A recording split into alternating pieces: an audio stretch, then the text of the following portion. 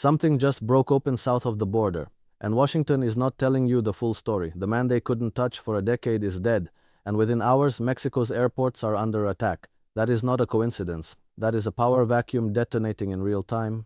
When a cartel boss of that magnitude is removed from the board, the silence that follows isn't peace. It's the sound of every rival faction loading up, calculating, and moving. Mexico isn't just a neighbor, it's the pressure valve for American foreign policy, drug economics, border security, and organized crime networks that run deeper into U.S. institutions than most Americans are comfortable admitting. What's happening tonight in Mexico is not just a crime story, it is a geopolitical earthquake, and the aftershocks are already heading north. Before the mainstream media frames this for you, let's look at what's actually happening, who benefits, and what this means for the United States going forward. Let me give you some context first, because context is everything when you're trying to understand what's really happening in a country like Mexico. Mexico is not a failed state in the traditional sense. It's something more complicated and more dangerous than that. It's a state that has been systematically hollowed out, not by accident, not by incompetence, but by design. And when I say by design, I'm not speaking loosely. I mean that the cartels operating in Mexico today did not build their power in isolation. They built it with the quiet tolerance and, in some cases, the active cooperation of powerful interests on both sides of the border. That is the foundation you need to understand before any of this week's news makes real sense to you. Now, a major cartel figure is dead. We don't yet have the full picture of exactly how it happened, whether it was a government operation, a rival hit, or something more complex involving multiple layers of coordination. But here's what I can tell you with confidence. In cartel politics, the death of a top-tier boss doesn't end conflict, it ignites it. Every lieutenant beneath him has spent years waiting for exactly this moment. Every rival organization has been watching, measuring, calculating when and how to move.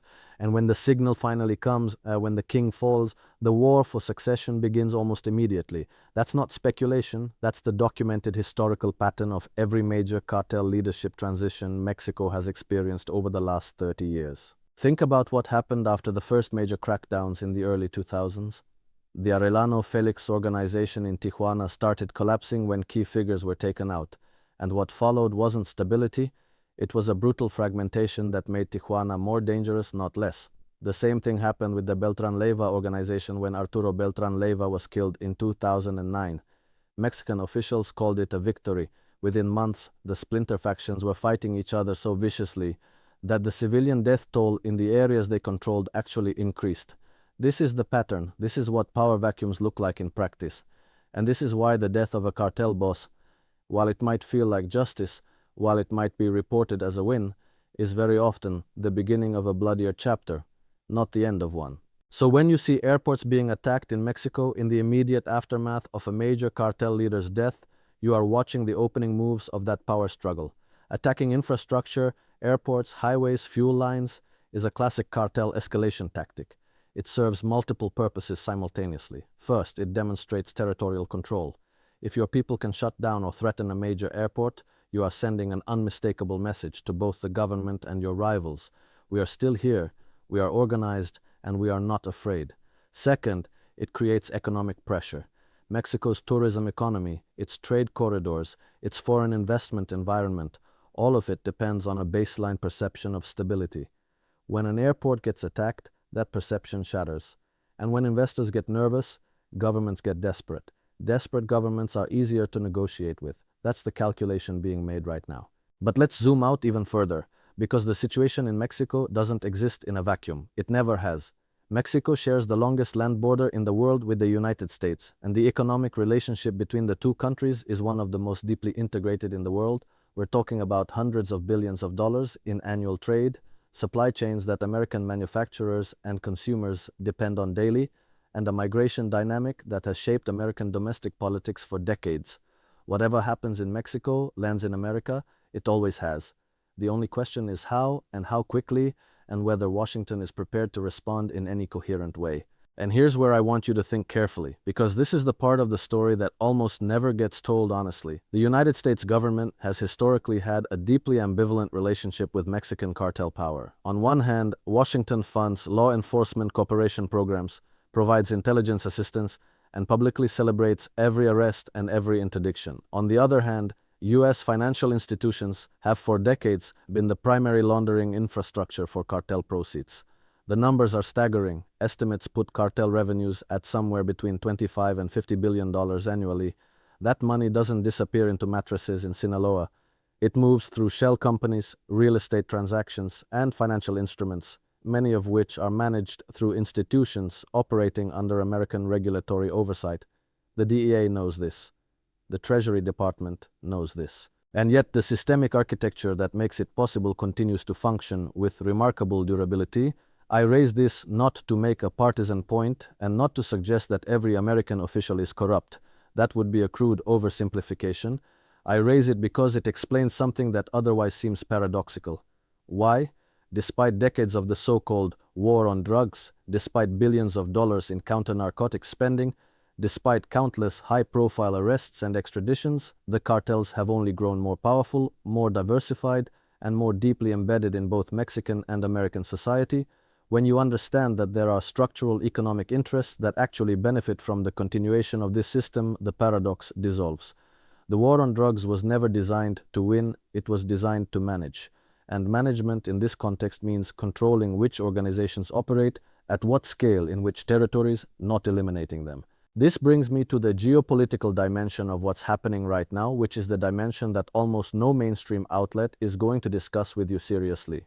Mexico is currently navigating one of the most consequential geopolitical pivots it has attempted in decades. Under President Claudia Sheinbaum, who succeeded AMLO and has continued many of the same sovereignty-oriented policy instincts, Mexico has been pushing back against Washington's more intrusive demands around security cooperation.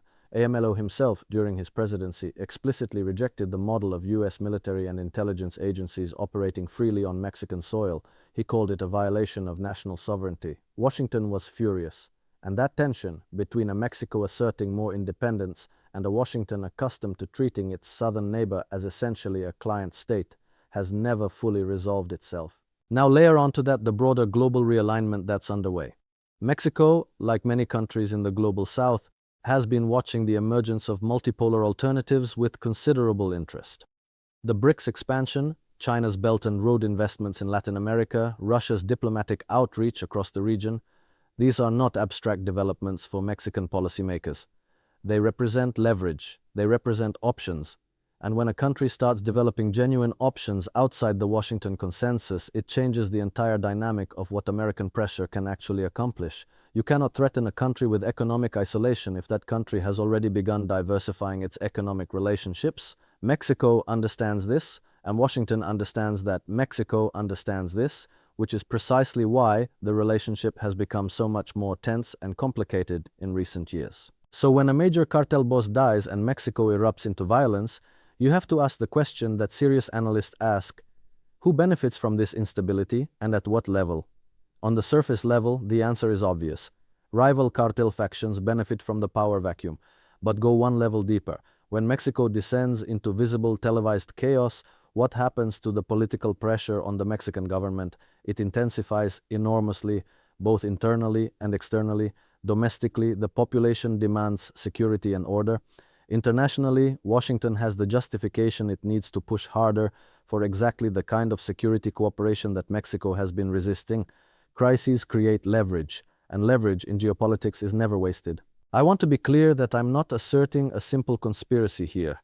I'm describing something more complex and in many ways more troubling than a simple conspiracy. I'm describing a system that generates these outcomes as a function of its own internal logic. When you have powerful economic interests vested in the continuation of the drug trade, when you have intelligence agencies with long histories of instrumentalizing criminal networks for geopolitical purposes, and when you have a diplomatic relationship between two countries defined by profound asymmetries of power and mutual distrust, you create conditions in which instability is not merely possible, it's predictable. The specific trigger might be unpredictable, but the pattern of escalation that follows is entirely legible if you know how to read it. Now let's talk about the human dimension of this, because I think it's important not to lose sight of it in the analytical framework. What's happening in Mexico right now is catastrophic for ordinary Mexicans. The communities caught in cartel territory are not abstractions. They're families trying to run small businesses, farmers trying to move their goods to market, parents trying to get their children to school safely, when cartels escalate, when they start attacking infrastructure, when rival factions start fighting for territorial control. It's civilian communities that absorb the cost. We've seen this in Michoacán, in Guerrero, in Tamaulipas. We've seen entire towns emptied, municipal governments collapsed, community police organizations formed out of sheer desperation because the state either couldn't or wouldn't protect people. The human suffering embedded in this crisis is immense, and it rarely receives the kind of sustained international attention it deserves. And here's something else worth saying clearly. The fentanyl dimension of this crisis has fundamentally changed the American public's relationship to what happens in Mexico. For most of the 2000s and 2010s, the cartel violence in Mexico felt, to many Americans, like a distant problem. Terrible, yes. Worth addressing, sure.